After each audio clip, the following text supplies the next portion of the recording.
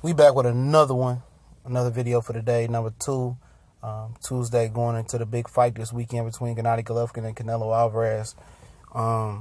Speaking on, Abel Sanchez's comments of the day, saying that going 12 with Danny Jacobs gave Golovkin confidence. And elaborating on the article, I'll leave a link in the description as usual. He's talking about, Golovkin had never went 12 rounds in his 11-year career.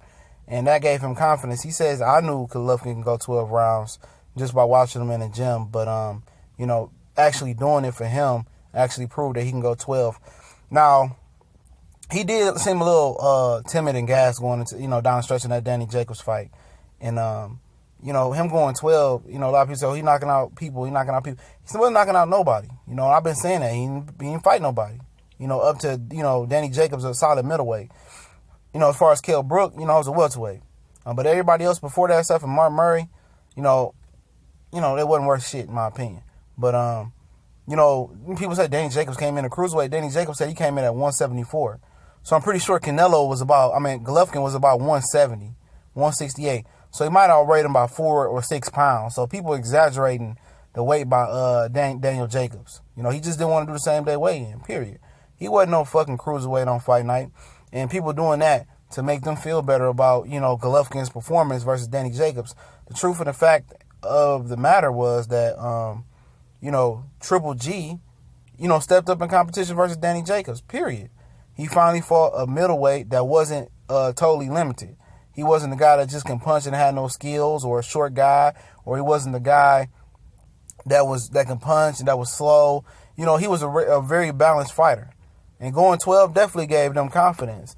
But I think something that had to shake Gennady Golovkin's confidence, in my opinion, was the simple fact he didn't knock out a guy that had been knocked out before. Who got knocked down by Sergio Moro, who got knocked out by Demetrius Pirog. He couldn't knock this guy out. And it's no real improvement to Daniel Jacobs' game, in my opinion. He has, other than experience, he's always been what he's been, And I think that gives people a glimmer of hope for Canelo Alvarez to do what he got to do versus versus Triple G. And, going 12 is always good, to get those 12 rounds out your belt, because in the biggest fight of your career, you are prepared for Canelo to be 100% prepared, and you got to prepare for 12 hard rounds. Now, Sanchez is saying, watching Triple G do it in the gym, I already knew he can do it. Not really. He didn't have a very strong 12 rounds versus Daniel Jacobs. And doing it in the gym and doing it in the ring is totally different things. People that spar 20 straight rounds and interchange sparring partners and still, don't do shit, in 12-round fights and can't make it 12 or get gassed.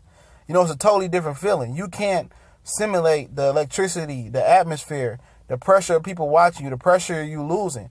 Sparring, you can get knocked out, and, get up the next day, put it under the rug and keep it moving.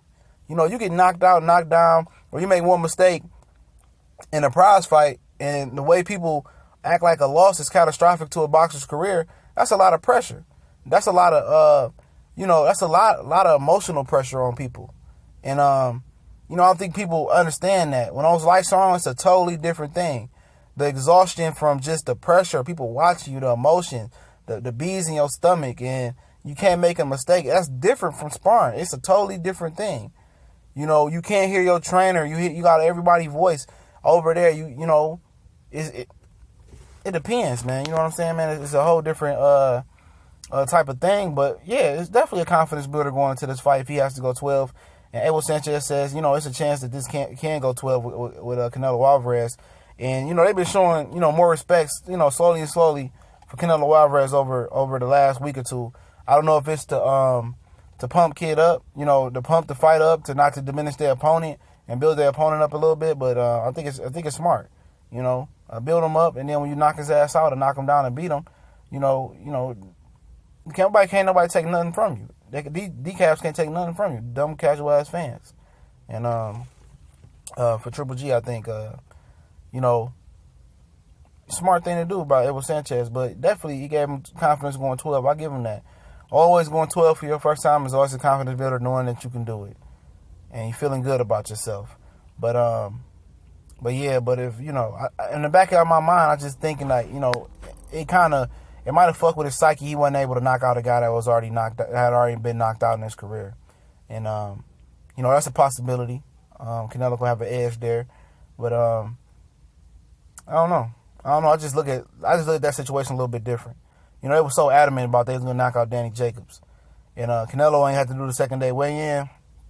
I got that wrong in the video. He don't have to do it. It's a unification bout.